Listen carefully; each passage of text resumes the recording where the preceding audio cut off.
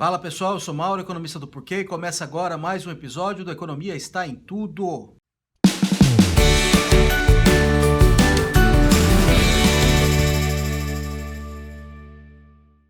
E hoje a gente fala de câmbio. Essa semana o dólar bateu 4,20. Muita gente falando que é a maior cotação da história desde que o real foi implementado lá em meados de 1994. A gente vai falar um pouco disso mais pra frente nesse vídeo. Mas, de fato, o real depreciou bastante em relação ao dólar nas últimas semanas. Então, desde o começo do mês, ele saiu lá de 4 e chegou a bater 4,20, o que é uma coisa substancial. Quando a gente compara com outras moedas nesse período, desde o começo do mês, a gente vê que o real é uma das moedas que teve uma das maiores depreciações com relação ao dólar. Se a gente pegar do fim de outubro até ontem, a gente está gravando aqui na sexta-feira, dia 22, até dia 21, a gente vê que o real é a terceira moeda que mais depreciou nesse período. Bom, a moeda que mais depreciou, de fato, nesse período, em termos nominais, que nem a gente chama, é a moeda da Venezuela. Mas, em geral, quando a gente compara variações no preço da moeda ao longo do tempo, a gente tem que tirar o efeito da inflação. Mas quando o período é curto, como alguns dias, 15, 20 dias nesse caso, não faz muita diferença. A inflação é pequena perto da variação do câmbio. Só que na Venezuela a inflação é enorme e mesmo no período curto desse que a gente está tratando aqui. E o pior, ninguém sabe direito quanto que é a inflação na Venezuela. Então eu prefiro deixar a Venezuela de fora e olhar para o resto das moedas. A moeda que mais depreciou nesse período foi o peso chileno, né? O país está muita instabilidade. O real tá logo ali, foi uma coisa substancial e tá entre as moedas que mais depreciaram nesse período. Nessa semana, o presidente do Banco Central discutiu o que está acontecendo com o câmbio e disse que uma das principais razões para esse movimento do câmbio é os leilões do pré-sal que foram frustrados. A gente falou sobre isso há algum tempo já, quando aconteceu, no começo do mês, né? O governo fez leilões no pré-sal, esperava que iria atrair diversas empresas estrangeiras, mas no fim esses leilões foram frustrados, não conseguiu levantar muito dinheiro, poucas empresas externas mostraram interesse e quem basicamente dominou o leilão foi a Petrobras. A hora que a gente olha para os dados, de fato isso faz sentido quando a gente olha para o câmbio. Estou pegando aqui um gráfico que é o câmbio do Brasil, do real com relação ao dólar. Esse gráfico vem do UOL e é uma janela de um mês. Então, a gente vê aqui, isso aqui é no dia 5 de novembro, uma terça-feira. O dólar ali estava em 3,99. Ele vai começar a subir no dia seguinte, na quarta-feira, dia 6. Nesse dia, sai o resultado do primeiro leilão do pré-sal. Então, a gente já vê um movimento substancial ali da taxa de câmbio. Ela já passa de quase 4 para 4,08. No dia seguinte foi o outro leilão, que também foi ruim o resultado. Ela sobe mais um pouquinho e ela vai subir bastante também no dia seguinte, na sexta-feira, ela chega a 4,17. Então, depois desses 3 dias, ela já está quase ali no 4,20. Nessa sexta-feira, provavelmente, você tem ainda o mercado ainda incorporando informação sobre os leilões do pré-sal, então o dólar continua subindo, mas aconteceu uma coisa importante aí nesse dia, mais especificamente de quinta para sexta, foi quando o STF anunciou que estava revendo a questão da prisão em segunda instância. Então o ex-presidente Lula, como resultado, pôde sair da prisão. E o dólar está refletindo em parte isso. Bom, por que o dólar reage a esses tipos de eventos? Então vamos olhar primeiro para os leilões. Nos leilões você está esperando que vai entrar dinheiro no país, né? Mas não entrou nenhum dinheiro ainda, né? Pode entrar depois, mas não entrou nenhum dinheiro de fora ainda. Então por que o dólar está mexendo já hoje? Você tinha uma expectativa que iria entrar dinheiro, mais oferta de dólar lá na frente significa um dólar mais barato. E hoje o dólar também reage nesse sentido, já refletindo uma expectativa lá na frente. Quando essa expectativa lá na frente é frustrada, você vai ter menos oferta de dólar lá na frente. Então o preço do dólar tende a subir. Por que ele já sobe hoje? Bom, se ele não subisse hoje, alguém poderia comprar um dólar barato hoje para poder vender amanhã, porque já sabe que vai subir. Várias pessoas começam a procurar dólar hoje, porque tem oportunidade de fazer dinheiro. Bom, se várias pessoas procuram dólar hoje, o preço já sobe hoje já. Em parte por isso é que o dólar reage a uma frustração de entrada de dinheiro no futuro já. Mas pode ter outras coisas aí embutidas nesse resultado dos leilões, né? Então, pode ser que isso revela que o apetite de estrangeiros para comprar ativos no Brasil não é tão grande quanto a gente esperava. Então, não é só uma expectativa que não vai entrar dinheiro para os leilões da Petrobras lá na frente, mas para outras situações, para outros tipos de ativos que o Brasil, porventura, tenha que estrangeiros tenham interesse em comprar. Então, isso também ajuda a mexer no dólar. Outra coisa que isso aí revela é a fragilidade fiscal do governo federal, né? Então, o governo federal está com um problema de curto prazo muito grande, um problema fiscal muito grande no curto prazo, estava contando com esse dinheiro para poder fechar as contas, esse dinheiro não vem tanto dinheiro mais. É a fragilidade fiscal do governo, e isso aí, os investidores olham para o Brasil, veem um Brasil mais frágil, não tão interessante, então cai a demanda por ativos aqui no Brasil, entra menos dólar, então o preço do dólar sobe. Pode até sair dólar, no caso. E também, assim, a capacidade de negociação do governo no Congresso diminui também, né? Porque parte desse dinheiro aí estava sendo prometido para estados e municípios, isso foi feito na negociação da reforma da Previdência. Provavelmente deixou muita gente brava lá no Congresso, que vem menos dinheiro agora.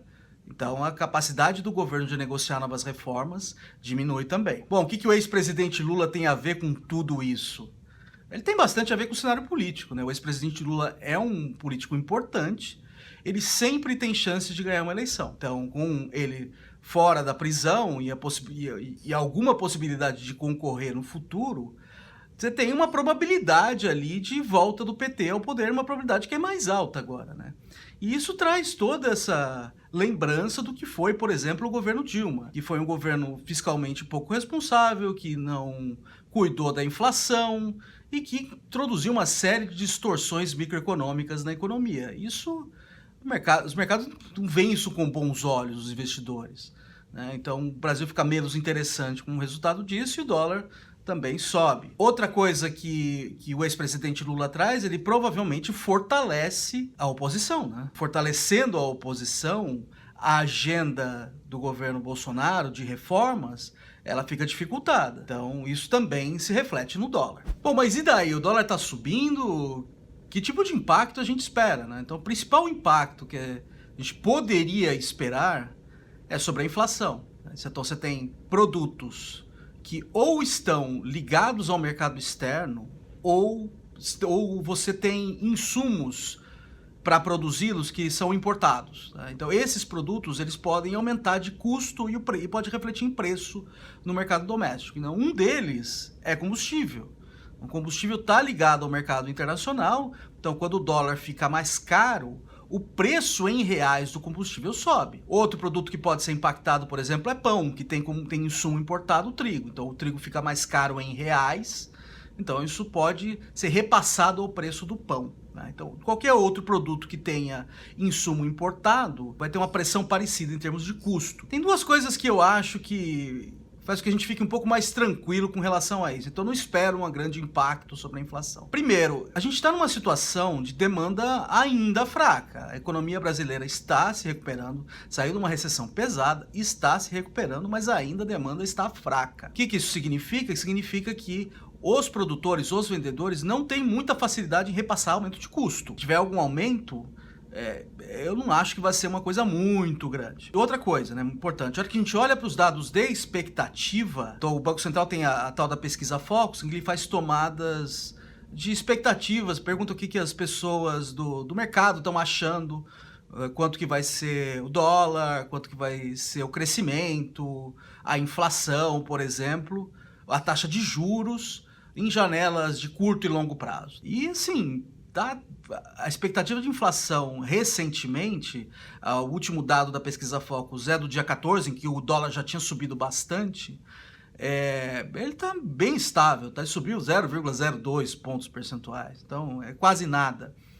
E outra coisa, a expectativa do dólar para o fim do ano ainda está em 4, então aparentemente o mercado não está colocando muita aposta que o movimento que a gente está vendo aí é uma coisa permanente. Vamos esperar um pouco, né? Porque esse é o dado do dia 14, provavelmente isso pode ter alguma revisão ao longo da semana. Outra coisa importante que aconteceu com relação ao dólar, o presidente do Banco Central recentemente disse que se tiver algum impacto na inflação, não vai ser usado reservas do Banco Central para combater o movimento no câmbio, né? Então, o Banco Central ele tem reservas em moeda estrangeira que poderiam ser usadas para controlar o câmbio. Então, o Banco Central, por exemplo, poderia vender parte dessas reservas em dólar que ele tem para fazer com que o preço do dólar caia, por exemplo, porque não quer que esse movimento no câmbio contamine a inflação.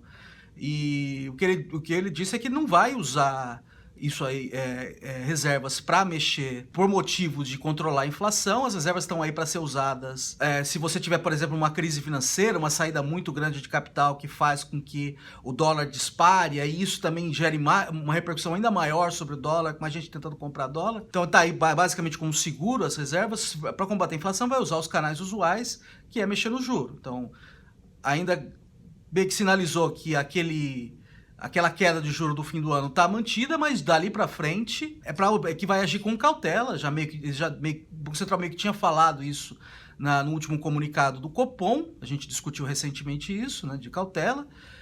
Mas ele voltou a reiterar isso. Então, o que aconteceu? Os juros futuros da dívida brasileira já começaram a subir, né? Um reflexo dessa fala do presidente do Banco Central.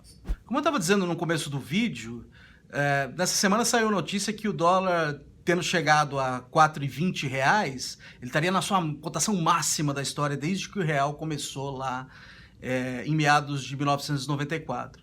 Essa informação é verdadeira, só que ela é completamente inútil. Como eu disse na primeira parte desse vídeo, quando a gente compara taxa de câmbio ao longo do tempo, aliás, qualquer preço ao longo do tempo, a gente tem que levar em conta a inflação, né? Então, em particular no câmbio, o câmbio é um preço relativo de duas moedas. Então eu tenho que levar em conta não só a inflação brasileira, como a inflação americana. Então eu convido vocês a darem uma olhada no texto que a gente produziu na semana passada, fazendo a correção pela taxa de inflação. Então calculando o que a gente chama de câmbio real. Então quando a gente faz a conta, e no caso eu usei os dados de inflação ao consumidor, tá? Tanto para o Brasil como nos Estados Unidos. E eu estou mostrando o gráfico aqui. O gráfico é desde 1980, de janeiro de 1980, e ele está normalizado naquele mês, janeiro de 1980, em 100. Então tudo que vocês lerem ali tem que ser relativo àquele mês, tá? Então, a hora que você olha para o dado, depois de fazer o ajuste, a gente vê que o pico da série está aqui em setembro de 2002. Em outubro, fim de outubro de 2019, então como o dado é mensal, a gente só tem o dado por mês, ele está mais ou menos metade disso. Então a gente está muito longe de estar no máximo histórico. Mesmo se a gente contar a depreciação que a gente teve aí ao longo de novembro, não vai chegar nem perto daquele máximo. Primeiro, o que aconteceu ali em setembro de 2002? Então eu vou falar novamente aqui do ex-presidente Lula. Então foi quando ele estava para ganhar as eleições ali e assumiu o poder. Então, o ex-presidente Lula, em suas campanhas anteriores, tinha feito uma série de promessas meio esquisitas de não honrar contratos, dar calote em dívida, estatizar um monte de empresa.